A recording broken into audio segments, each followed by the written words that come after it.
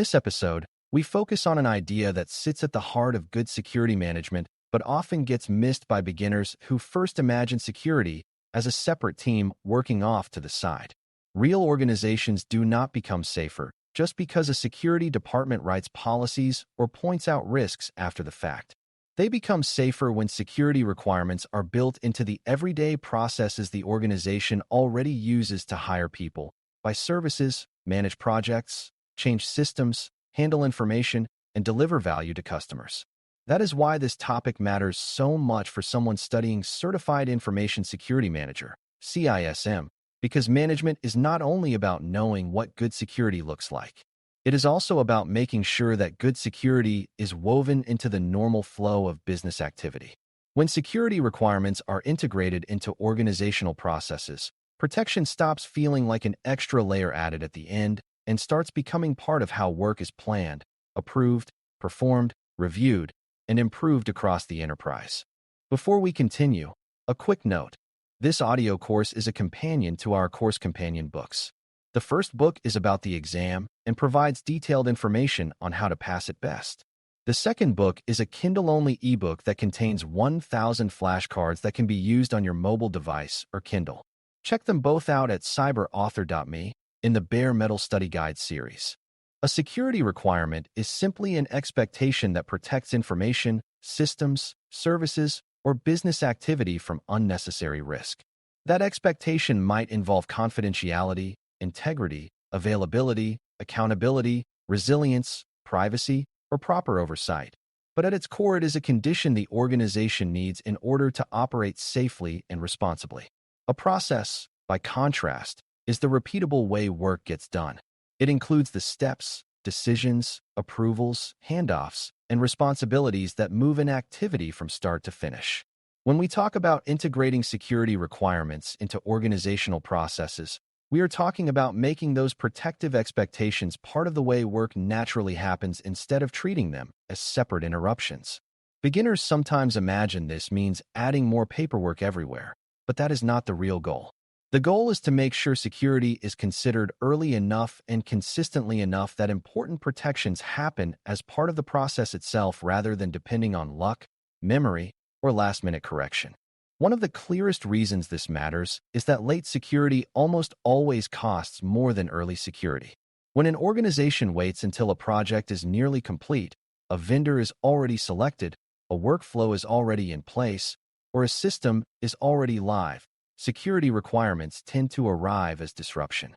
Teams may need to redesign work, delay launch, rewrite procedures, or accept risk they would have reduced more easily if it had been identified earlier. That is why mature organizations try to integrate security requirements at the point where important decisions are being made, not after those decisions have already hardened into daily practice. A beginner should see this as a timing issue as much as a content issue. The same requirement can feel practical and manageable when considered early, but expensive and frustrating when introduced late. Integration helps security become part of planning and execution rather than a correction mechanism constantly chasing problems after other teams have moved on. This topic also depends on understanding that security is not just about technical systems. Organizational processes include far more than building and operating technology. They include onboarding employees, approving access, managing vendors, handling customer data, reviewing contracts, planning projects, processing financial activity, responding to incidents, and even ending employment or closing out partnerships. Security requirements touch all of these because risk moves through business activity, not just through devices and networks. A new learner may initially assume that integration is mostly about software development or technical change management. But that view is too narrow. If hiring processes do not include appropriate screening or account setup controls, risk is introduced. If procurement ignores security needs, weak services may enter the environment. If business teams handle sensitive information without clear rules, exposure can grow quietly over time. Integrating security requirements means recognizing that protection has to exist wherever important organizational activity creates, changes, stores, shares, or depends on information and technology. A useful way to think about integration is to contrast it with bolt-on security. Bolt-on security happens when an organization completes most of its work first and then tries to add protection afterward. That approach often leads to friction because the process was not designed with security in mind. So the new requirement feels foreign to the people doing the work. They may see it as something imposed by another team rather than something that supports their own success. Integrated security works differently. It becomes part of decision points, approvals, templates, required reviews, and normal responsibilities so that the process itself guides people towards safer behavior. This does not mean every process becomes slow or heavily controlled. It means the right protections show up at the right points in ways that fit the business activity. When done well, integration makes security more predictable and more sustainable because it reduces the need for constant exceptions, repeated reminders, and emergency fixes created by unmanaged exposure. For integration to work, the organization first has to understand what security requirements actually apply to its activities. These requirements can come from many places. Some come from laws, regulations, contractual promises, or customer expectations. Others come from internal risk decisions, business objectives, policies, architectural standards, or lessons learned from incidents and control failures. The security manager has to help translate those requirements into practical expectations that fit real processes. That translation is one of the most important management tasks in this area, because a requirement that remains too abstract does not help people doing day-to-day work. Saying that data must be protected is not enough by itself. The organization needs to know where that requirement applies, what process should enforce it, who has responsibility, and what evidence shows it is happening. Integration becomes far more effective when security requirements are clear enough to be understood by business and operational teams rather than existing only as broad statements inside policy documents. Risk plays a central role because not every process needs the same depth of security requirement. Mature integration does not mean applying identical controls to every activity regardless of importance or exposure.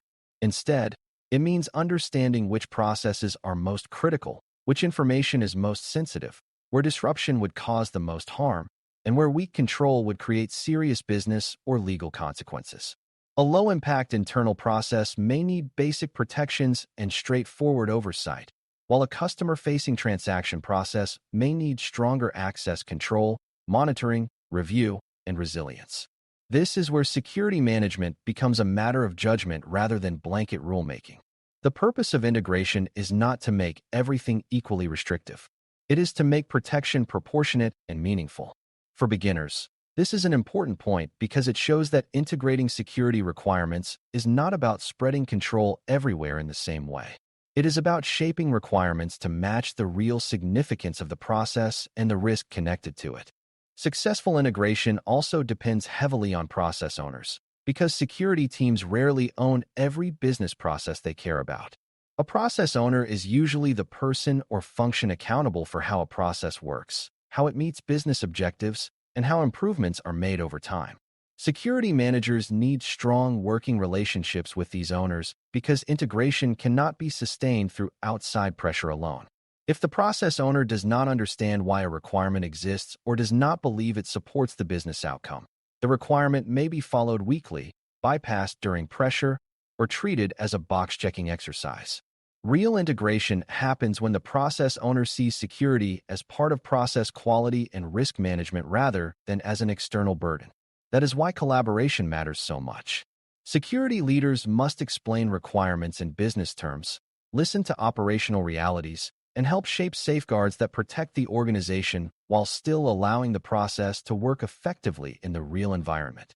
Communication becomes especially important because security requirements often fail not from bad intent, but from poor understanding. If people do not know what is expected, when it applies, or why it matters, then even a well-designed process can produce uneven results. A requirement that seems obvious to a security professional may feel unclear or disconnected to a project manager, procurement specialist, supervisor, or frontline employee.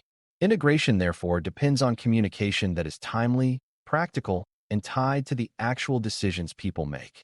Training can help, but training alone is not enough if the process itself does not reinforce the requirement.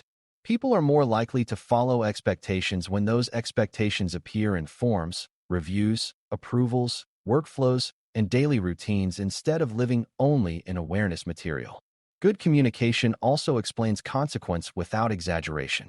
It helps people understand how a missed requirement can create downstream problems in service delivery, legal exposure, customer trust, or operational resilience, which makes the requirement feel relevant instead of ceremonial.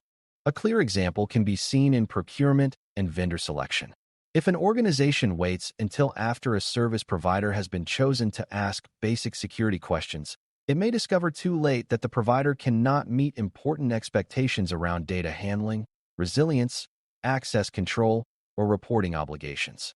At that point, the business may face delay, contract friction, or the difficult choice of accepting more risk than intended. If security requirements are integrated into the procurement process itself, the organization can ask the right questions earlier, compare vendors more intelligently, and include the proper expectations before the relationship begins. The same pattern applies across many other processes. Project approval works better when security review is part of planning. Access management works better when role changes trigger review automatically. Incident response works better when escalation paths are already built into operational procedures. Integration is powerful because it reduces reliance on memory and heroics and instead places important security expectations where people naturally encounter them during the work. Another important area is change management, because organizations constantly modify systems, workflows, partners, and business practices. Every change can affect security in ways that are easy to miss when attention is focused only on speed or functionality. If security requirements are integrated into change processes, teams are prompted to consider whether a change affects access, data exposure, resilience, monitoring, logging, third-party dependency, or recovery capability before the change moves forward. This does not mean every change requires the same heavy review. It means the process should be structured well enough that meaningful changes receive the right level of security attention based on their risk. Without that structure, organizations often discover security impact only after a change causes failure, confusion, or exposure. For a beginner, this is a good example of how integration improves both security and operational stability. A change process with security built in is not just more protective. It is also more disciplined because it forces the organization to think through consequences before they become production problems. Monitoring and feedback are also essential because integration is never complete just because a requirement has been written into a process. The organization has to know whether the process is actually producing the intended behavior and whether the requirement is helping reduce meaningful risk. This means leaders should look for evidence that reviews are happening, approvals are meaningful, exceptions are tracked, and recurring failures are identified instead of quietly tolerated. It also means paying attention to whether the requirement fits the process well or creates so much strain that people work around it. Good security management treats integration as something to be tested and refined over time. A process may need adjustment as the business changes, as technology evolves, or as incidents reveal weaknesses in how requirements were interpreted. Monitoring makes integration real because it moves the organization from simply stating expectations to learning whether those expectations are working in practice and where improvement is still needed. It is also important to understand that culture affects whether integration becomes genuine or superficial. In some organizations, people will follow security requirements only when someone is watching, and even then only with minimal effort. In healthier environments, people see those requirements as part of responsible work because leadership reinforces them and process design makes them feel normal rather than exceptional. Culture is shaped by what leaders prioritize, what process owners reinforce, and how consistently the organization responds when requirements are ignored or bypassed. If deadlines always override security steps with no meaningful challenge, people learn that the real process is different from the written process. If leaders visibly support well-designed security integration, teams are more likely to treat those requirements seriously even under pressure. This is why integration is not only a procedural matter, it is also a leadership matter, because processes become trustworthy only when the surrounding culture supports the discipline needed to follow them with consistency. A common misconception is that integrating security requirements always slows the business down. Poorly designed integration can absolutely create delay, confusion, and frustration, but well-designed integration often does the opposite over time. It prevents rework, avoids late surprises, reduces emergency fixes, strengthens accountability, and helps teams make better decisions earlier. It can shorten recovery from problems because responsibilities and expectations are clearer. It can improve vendor outcomes because requirements are addressed before commitments are made. It can reduce project disruption because security is considered before design choices become expensive to change. In other words, integrated security often improves operational maturity rather than competing with it. The real question is not whether security requirements should be integrated. The real question is whether they are being integrated thoughtfully enough to support the process instead of smothering it. That distinction matters because resistance often comes not from the idea of security itself, but from bad experiences with controls that arrived late, fit poorly, or ignored how work is actually done. As we close, the key lesson is that integrating security requirements into organizational processes is one of the main ways security management becomes durable, practical, and useful to the business. Requirements that remain outside the normal flow of work are easy to forget, resist, or bypass, especially when time pressure rises and competing priorities pull attention elsewhere. When those same requirements are built into planning, approvals, handoffs, oversight, and ongoing review, they become part of how the organization operates rather than part of how it reacts after something has already gone wrong. That integration depends on clear requirements, good risk judgment, strong relationships with process owners, practical communication, ongoing monitoring, and leadership support that treats security as a normal business expectation. For someone learning CISM concepts, this topic reveals an important truth. Strong security is not created only by specialized teams doing specialized work. It is created when the organization itself performs its everyday processes in ways that naturally include the protections needed to reduce risk and support lasting business success. Thanks for listening. For more audio courses, daily newsletters, and more, please visit baremetalcyber.com.